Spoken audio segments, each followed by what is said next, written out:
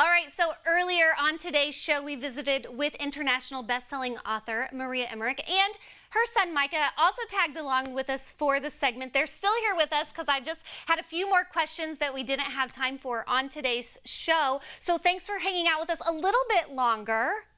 Oh, we're honored to be here. We want to help people get better. Well, okay, so let's talk keto, because I know with keto, a lot of people, assume you cut all the carbs, you just do a lot of protein, you do a lot of dairy products. However, what do you tell those people who cannot do dairy? Is keto still like doable if you're dairy free? It is possible to do dairy free, and we do it in our family for some of us because some of us shouldn't have dairy and don't do well with it. And it's really for people that, I don't know if you want to get a little candid, but constipated.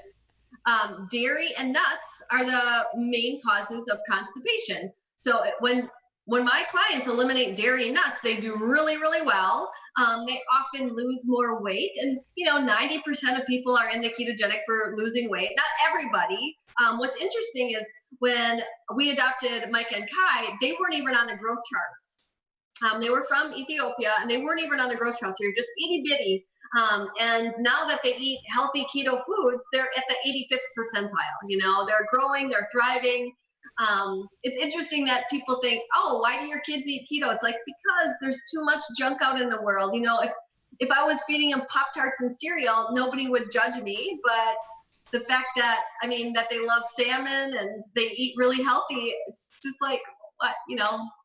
Yeah, it's just what they know, and that's great, because how do you handle picky eaters, though, who have not, grown up doing the keto lifestyle like your children?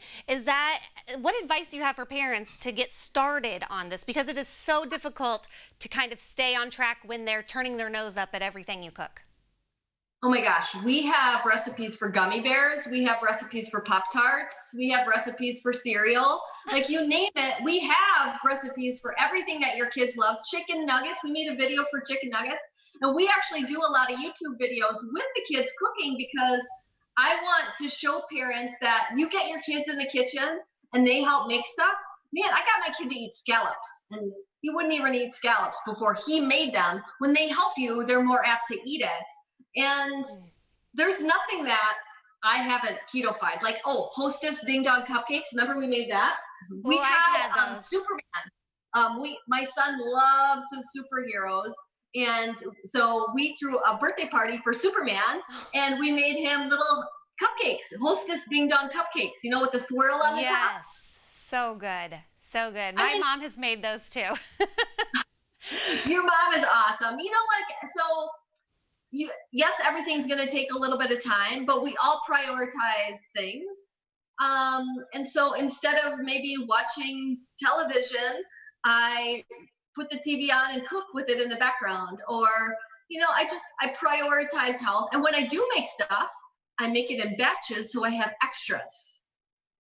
That's key too, because I think the meal prep itself is like the part that I hate the most. Just figuring out what to cook and then making the shopping list. And what's nice about your cookbooks is you do all that for you. You're the best, Heather. And that is so helpful. I don't want to take too much more of your time, but you really do have a passion for helping others get started on this lifestyle, and you do a lot of coaching. I do. That's the majority of everybody thinks that I'm the keto chef. And actually, the majority of my time I spend with clients. I wake up early in the morning and I have people in Europe. I've had people in India, you name it. Everybody wants to get healthier, and it's not necessarily like weight loss is a side benefit. Most people are getting off medications. They're, getting off antidepressants. Like it is amazing. The testimonies that I see, it's really, really like a blessing. I love my job. I work all the time, but I love it. We work a lot, don't we? Yeah. Okay. And I have a husband that helps a lot, so it's doable. It is. And final question, what do you have to say to those people who say that keto is just like one of those phase diets, that's just kind of trendy?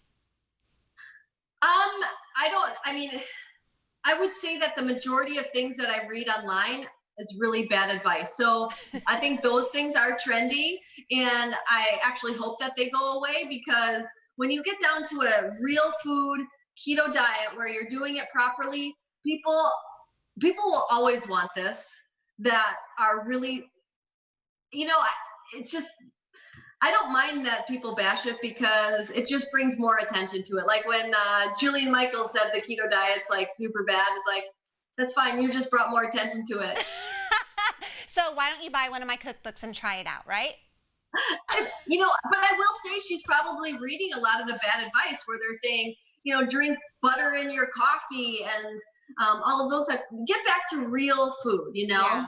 Exactly. And it is important to know the fundamentals of keto so that when you are preparing meals and looking at recipes, you actually know what is legit keto, because a lot of recipes, they try to throw some stuff in that try to trick you and flip you up a little bit, I think. Yeah. Some of those products too online, you got to stay away from those. That's right. All right. Well, thank you so much for being with us and for sharing that pudding recipe on CILiving.tv. We'll have it posted. And enjoy the rest of your afternoon. And tell Halle Berry hi for us. Thank you, Heather. I will do that. Okay. Bye, guys. Bye. Bye.